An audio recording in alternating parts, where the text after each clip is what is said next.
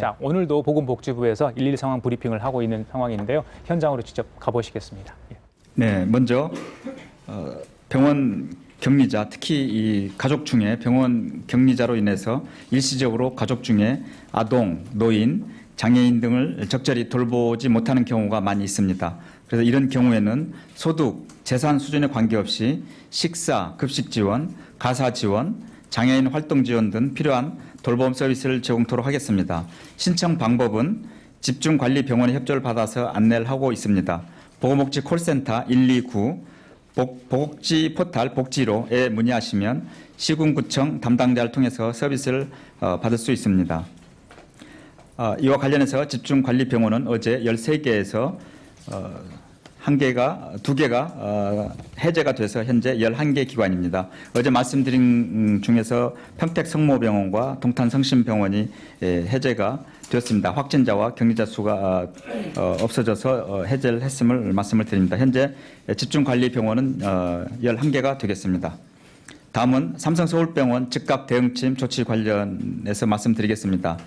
현 상황에서 삼성서울병원에 대한 대응이 이 추가 확산을 막는 가장 큰 핵심이기 때문에 보건당국에서는 강력한 여러 가지 즉각적인 대응 조치를 지금 현재 추진해 나가고 있습니다. 첫 번째로 137번째 환자와 관련해서 삼성서울병원에 6월 2일에서 6월 10일 사이에 방문 이력이 있는 모든 외래 입원 환자를 대상으로 해서 정보를 저희들이 수집을 해서 건강보험공단 수신자 조회 시스템과 심사평가원의 DUR 시스템에 제공해서 의료기관에서 진료 시 발열 여부 등을 확인토록 하고자 합니다. 이를 통해서 기존 관리 대상 이외에 추가 환자 발생 가능성에 대해서 철저히 대응하고자 합니다. 아울러서 중앙방역관리점검조사단, 이는 지금 삼성 서울병원 즉각대응팀에 가 있는 지원단입니다. 여기에서 5월 27일과 29일, 6월 2일과 6월 10일에 근무한 전 직원과 그리고 입원 외래 환자에 대해서도 증상 유무, 보호자의 동반 여부, 보호자의 증상 유무를 확인하도록 저희들이 문자 서비스를 지금 시행을 했습니다. 그리고 보건소에 신고를 그런 증상이 있는 경우에는 신고하도록 지금 안내를 했습니다. 삼성서울병원에 지금 아까 말씀드린 대로 추가 확산이 제일 우려가 되고 있기 때문에 이 확진자가 발생한 경유 의료기관에 방문 이력이 있는 경우에는 꼭 확인하시고 국민 여러분들의 신고를 당부드립니다. 그리고 의료기관에도 당부를 드립니다. 응급실, 중환자실, 내과계열 외래 진료 시 병원에 방문하는 경우에는 방문객 명단을 작성해 주실 것을 당부드립니다. 다음은 환자 정보에 대해서 권준욱 기획총괄 반장이 보고드리도록 하겠습니다.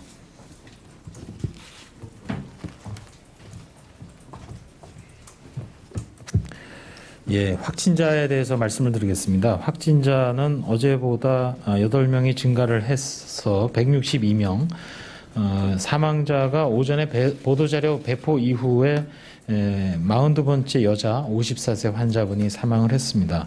그래서 총 사망이 20명이 되겠고 퇴원이 19명, 그래서 전체 123명의 환자분들이 현재 치료를 받고 계십니다.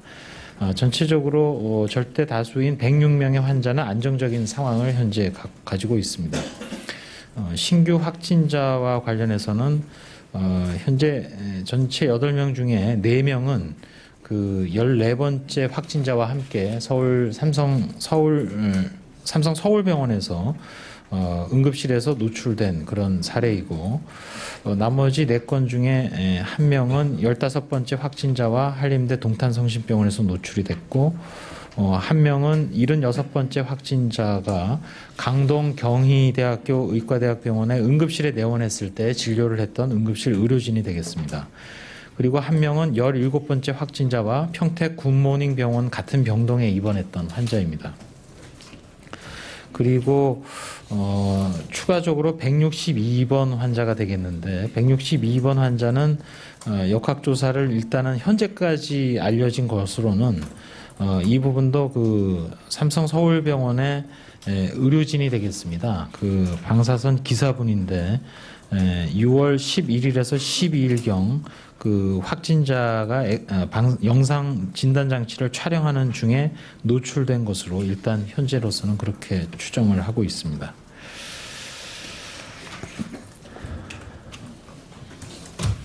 사망자와 관련해서 신규 사망자인 42번째 확진자 여성 54세는 기저질환으로는 기관지 확장증 그리고 고혈압이 있었고 지난 5월 25일 날 발병해서 투병 중에 사망을 했습니다. 메르스가 감염되었을 때 중증으로 진행될 확률이 높은 고위험군을 특정한 만성질환을 가지고 있거나 또는 연령이 높아서 전체적으로 면역이 저하되어 있는 층 등 전체 사망자 현재까지 20건 중에서 일단 18건이 해당이 되겠습니다. 만성질환에는 암이나 심장, 폐, 신장의 질환이라든지 당뇨, 면역질환 등 각종 만성질환이 해당이 되겠습니다. 이상입니다. 예, 소속 성명 발표해 주시고. 네, 첫 번째 질문. 네, KBS 최선중입니다. 저기 세 가지 질문 올리겠습니다. 161번 확진자 같은 경우 17번과 같은 병동이라고 그랬는데 저희들이 지금까지 알기로는 지금 14번에서 지금 전파가 되지 않았나 이렇게 알고 있었는데 17번이 새롭게 등장한 것으로 보이는데요. 이 17번 환자의 그 동선이나 이분이 병원에 내원했을 때 어떤 질환으로 왔는지 그걸 좀 소상히 알 수 있을지 싶고요.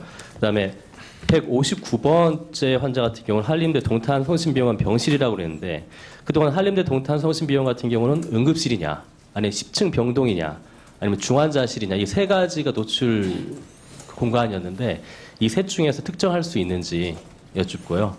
그 마지막으로는 그 잠복기 관련한 건데요. 지금 서류상으로 볼 때는 잠복기가 지나서 확진되는 사례가 계속 나오고 있는데 어제 말씀이 객담을 채취하는 과정이나 검사 과정에서 시간이 지연될 수 있는 부분 그렇기 때문에 공식적으로 잠복기를 늘려잡기는 근거가 미약하다 이렇게 말씀하셨는데 이 입장에는 변화가 없는 건지 이 세 가지 질문 드리겠습니다. 예, 첫 번째 말씀하신 161번과 관련해서는 17번 확진자와 5월 27일에 굿모닝 병원에서 같은 병동에 입원한 것으로 지금 파악을 하고 있습니다. 17번 확진자는 지난 5월 15일부터 16일까지 평택 성모병원에 입원을 했던 환자의 아들이고 매일 병문안을 했습니다. 5월 22일에 반려를 해서 5월 22일과 6일에 의원급 의료기관에 외래를 내원을 했고 5월 27일 날 발열, 근육통 등의 증상으로 평택 굿모닝 병원에 입원을 했습니다. 따라서 동선으로 볼 때 같은 병동에 입원을 해 있었기 때문에 지금 양성이 된 것으로 그렇게 판단을 하고 있습니다. 두 번째 159번의 환자와 관련해서는 5월 28일부터 5월 29일 사이에 한림대 동탄성심병원에 15번 확진자와 같은 병실에 입원을 했었습니다. 15번 확진자는 그 평택 성모병원에 입원했던 어머니를 병문안을 5월 15일부터 21일 사이에 했기 때문에 아마도 이때 초발 환자에게 노출된 것으로 보이고 한림대 동탄 성심병원으로 전원된 것이 5월 27일이고 이후 10층 병동에 입원을 해 있었는데 그 병동과 같은 병실에 입원한 환자가 159번 환자가 되겠습니다. 그리고 잠복기와 관련해서는 거듭 말씀을 드리겠습니다마는 확진일보다는 증상 발현일이 중요한데 오늘 같은 경우에도 보면은 155번 사례의 경우는 이미 이제 5월 26일부터 5월 29일 사이에 14번 확진자랑 동일 시간에 응급실에 내원했고 다 유사합니다. 처음으로 증상이 나타난 시기가 일단은 6월 4일 날 상기도 감염 증세가 있었고 발열로 하더라도 6월 9일 날 발열이 있었습니다. 따라서 잠복기 14일을 잡더라도 비록 거의 막바지이긴 하나 증상이 나타난 시기는 상당히 빨랐는데 그럼 왜 이렇게 지연됐느냐? 6월 9일 날 발열이 난 후에는 사실은 당시 PCR 검사에서는 음성이 나왔다가 6월 12일 날 재차 검사에서 양성이 나왔는데 의뢰하는데 그 약간 지연이 된 측면이 있습니다. 6월 12일 이후에. 그래서 오늘 발표가 됐기 때문에 156번의 경우에도 처음으로 발열이 난 것은 6월 2일 날인데 열감은 하루 전인 6월 1일부터 열감이 있었다고 합니다.